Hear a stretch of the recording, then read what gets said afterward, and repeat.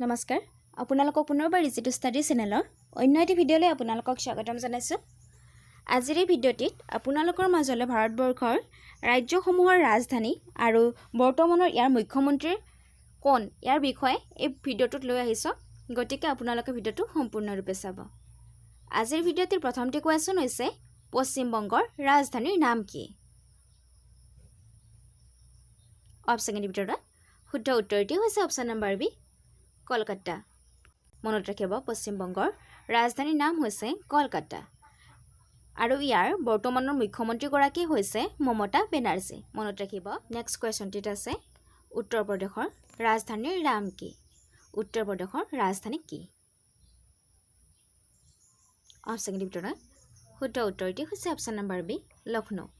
মনত ৰাখিব উত্তৰ প্ৰদেশৰ ৰাজধানী হৈছে লক্ষ্ণৌ আৰু ইয়াৰ বৰ্তমানৰ মুখ্যমন্ত্ৰীগৰাকী হৈছে যোগী আদিত্য নাথ। ইয়াৰ লগতে আপোনালোকে মনত ৰাখিব উত্তৰ প্ৰদেশ ৰাজ্যখন 1950 চনৰ 26 জানুৱাৰী তাৰিখে উত্তৰ প্ৰদেশখন ৰাজ্য হিচাপে গঠিত হৈছিল। নেক্সট কুৱেশ্যনটিত আছে ঝাৰখণ্ডৰ ৰাজধানীৰ নাম কি? অপশ্যন এৰ ভিতৰত শুদ্ধ উত্তৰটি হৈছে অপশ্যন নম্বৰ এ ৰাঁচী। মনত ৰাখিব ঝাৰখণ্ডৰ ৰাজধানী হৈছে ৰাঁচী আৰু ইয়াৰ বৰ্তমানৰ মুখ্যমন্ত্ৰীগৰাকী হৈছে চাম্পাই সোৰেন।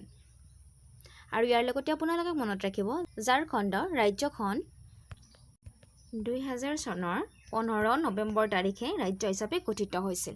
মনত ৰাখিব ঝাৰখণ্ড ৰাজ্যখন 2000 চনৰ 15 নৱেম্বৰ তাৰিখে ৰাজ্য হিচাপে গঠিত হৈছিল। নেক্সট কুৱেশ্যনটিত আছে ছত্তীশগড়ৰ ৰাজধানী কি? ছত্তীশগড়ৰ ৰাজধানী কি? অপশ্যন এৰ ভিতৰত শুদ্ধ উত্তৰটি হৈছে অপশ্যন নম্বৰ ডি ৰায়পুৰ। মনত ৰাখিব ছত্তীশগড়ৰ ৰাজধানী হৈছে ৰায়পুৰ আৰু ইয়াৰ বৰ্তমানৰ মুখ্যমন্ত্ৰীগৰাকী হৈছে বিষ্ণুদেৱ চাই। ইয়াৰ লগতে আপোনালোকে মনত ৰাখিব ছত্তীশগড় ৰাজ্যখন 2000 চনৰ 1 নৱেম্বৰ তাৰিখে গঠিত হৈছিল। মনত ৰাখিব ছত্তীশগড় ৰাজ্যখন 2000 চনৰ 1 নৱেম্বৰ তাৰিখে ৰাজ্য হিচাপে গঠিত হৈছিল। নেক্সট কুৱেশ্যনটিত আছে উত্তৰ প্ৰদেশৰ ৰাজধানীৰ নাম কি? অপশ্যন এৰ ভিতৰত শুদ্ধ উত্তৰটি হৈছে অপশ্যন নম্বৰ এ ভোপাল। মনত ৰাখিব মধ্য প্ৰদেশৰ ৰাজধানী হৈছে ভোপাল আৰু ইয়াৰ বৰ্তমানৰ মুখ্যমন্ত্ৰীগৰাকী হৈছে ডক্টৰ মোহন যাদৱ। মনত ৰাখিব ডক্টৰ মোহন যাদৱ হৈছে বৰ্তমানৰ মধ্য প্ৰদেশৰ মুখ্যমন্ত্ৰী। ইয়াৰ লগতে আপোনালোকে মনত ৰাখিব মধ্য প্ৰদেশ ৰাজ্যখন 1956 চনৰ 1 নৱেম্বৰ তাৰিখে গঠিত হৈছিল। মনত ৰাখিব মধ্য প্ৰদেশ ৰাজ্যখন 1956 চনৰ 1 নৱেম্বৰ তাৰিখে গঠিত হৈছিল। নেক্সট কুৱেশ্যনটিত আছে গুজৰাটৰ ৰাজধানী কি? গুজৰাটৰ ৰাজধানী কি? অপশ্যন এৰ ভিতৰত শুদ্ধ উত্তৰটি হৈছে অপশ্যন নম্বৰ চি গান্ধীনগৰ। মনত ৰাখিব গুজৰাটৰ ৰাজধানী হৈছে গান্ধীনগৰ আৰু গুজৰাটৰ বৰ্তমানৰ মুখ্যমন্ত্ৰীগৰাকী হৈছে ভূপেন্দ্ৰ ৰাজনিকান্ত পেটেল। মনত ৰাখিব গুজৰাটৰ বৰ্তমানৰ মুখ্যমন্ত্ৰীগৰাকী হৈছে ভূপেন্দ্ৰ ৰাজনিকান্ত পেটেল। ইয়াৰ লগতে আপোনালোকে মনত ৰাখিব গুজৰাট ৰাজ্যখন 1960 চনৰ 1 মে তাৰিখে গঠিত হৈছিল। মনত ৰাখিব গুজৰাট ৰাজ্যখন 1960 চনৰ 1 মে তাৰিখে গঠিত হৈছিল। নেক্সট কুৱেশ্যনটিত আছে ৰাজস্থানৰ ৰাজধানী কি? অপশ্যন এৰ ভিতৰত শুদ্ধ উত্তৰটি হৈছে অপশ্যন নম্বৰ চি। অপশ্যন এৰ ভিতৰত শুদ্ধ উত্তৰটি হৈছে option number B Jaipur.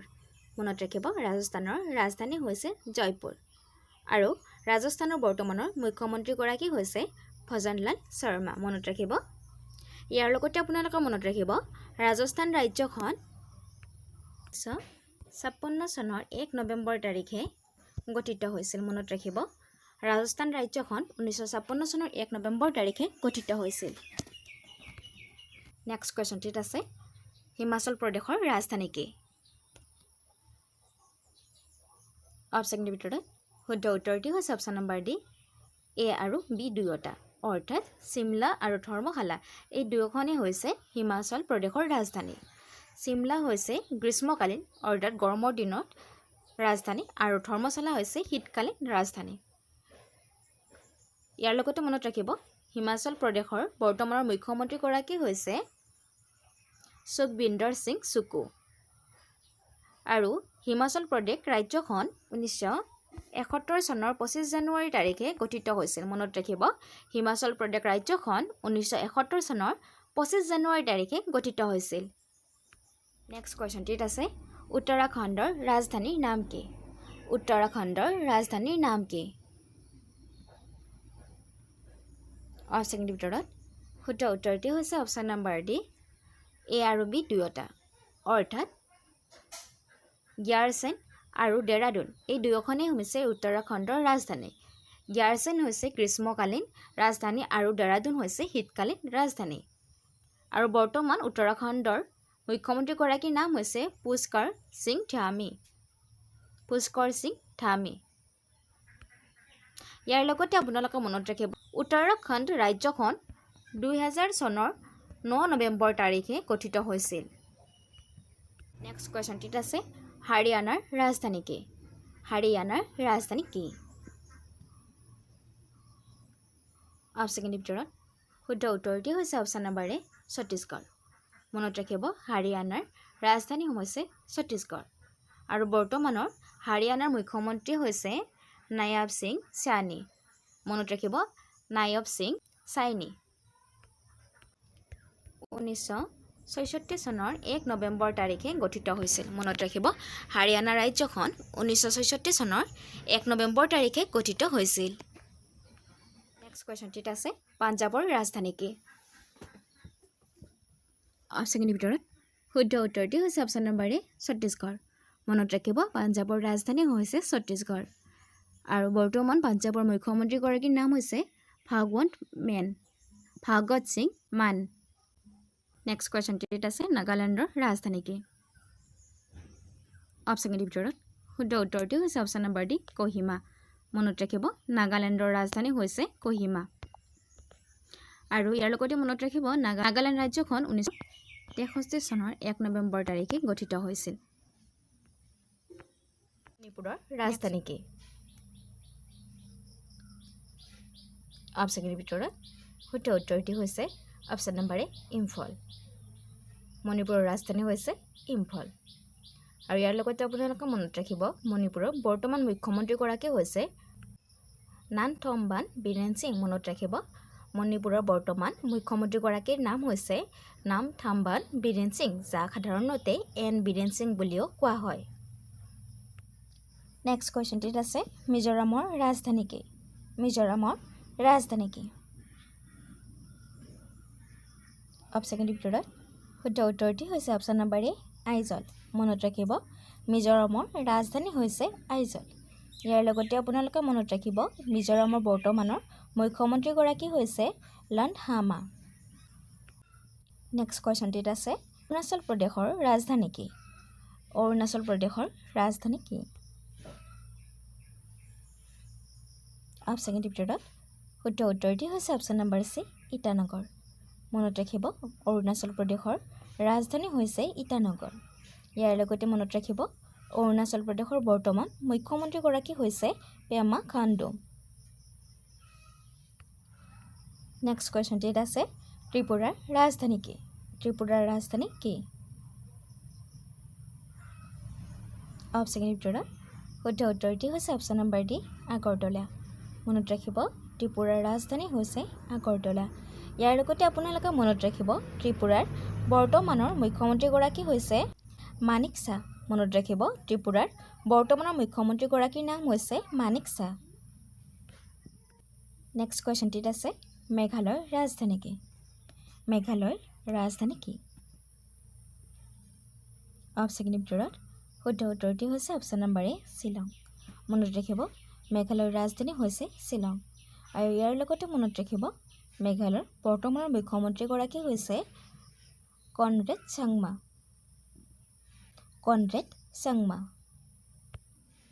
Next কোৱেশ্চনটিত আছে ছিকিমৰ ৰাজধানী কি ছিকিমৰ ৰাজধানী কি অপচনৰ ভিতৰত শুদ্ধ উত্তৰটি হৈছে অপচন নম্বৰ চি গেংটক মনত ৰাখিব ছিকিমৰ ৰাজধানী হৈছে গেংটক আৰু ইয়াৰ লগতে আপোনালোকে মনত ৰাখিব ছিকিমৰ বৰ্তমানৰ মুখ্যমন্ত্ৰীগৰাকী হৈছে প্ৰেম সিং তামাং আৰু ইয়াৰ লগতে আপোনালোকে মনত ৰাখিব 1975 চনৰ 16 মেত মনত ৰাখিব 1975 চনৰ 16 মেত ছিকিমখন ৰাজ্য হিচাপে মৰ্যাদা লাভ কৰিছিল বা গঠিত হৈছিল মনত ৰাখিব ছিকিমখন 1975 চনৰ 16 মে তাৰিখে গঠিত হৈছিল নেক্সট কোৱেশ্চনটিত আছে গোৱাৰ ৰাজধানী কি গোৱাৰ ৰাজধানী কি অপচনৰ ভিতৰত শুদ্ধ উত্তৰটি হৈছে অপচন নম্বৰ বি পানাজী মনত ৰাখিব গোৱাৰ ৰাজধানী হৈছে পানাজী ইয়াৰ লগতে আপোনালোকে মনত ৰাখিব গোৱাৰ বৰ্তমানৰ মুখ্যমন্ত্ৰীগৰাকীৰ নাম হৈছে প্ৰমোদ সাৱন্ত আৰু গোৱাখন 1987 চনৰ 30 মে তাৰিখে ৰাজ্য হিচাপে গঠিত হৈছিল মনত ৰাখিব গোৱা 1987 চনৰ 30 মে তাৰিখে ৰাজ্য হিচাপে গঠিত হৈছিল নেক্সট কোৱেশ্চনটিত আছে কৰ্ণাটকৰ ৰাজধানী কি কৰ্ণাটকৰ ৰাজধানী কি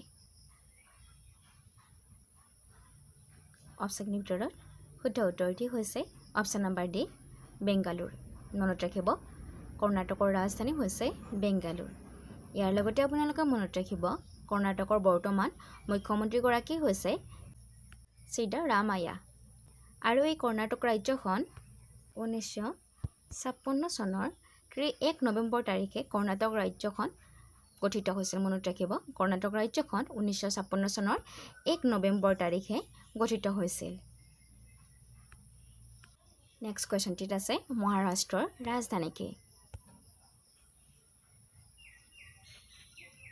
অপচনৰ ভিতৰত শুদ্ধ উত্তৰটি হৈছে অপচন নম্বৰ ডি মুম্বাই মনত ৰাখিব মহাৰাষ্ট্ৰৰ ৰাজধানী হৈছে মুম্বাই ইয়াৰ লগতে আপোনালোকে মনত ৰাখিব মহাৰাষ্ট্ৰৰ বৰ্তমানৰ মুখ্যমন্ত্ৰীগৰাকী হৈছে একনাথ সিন্ধে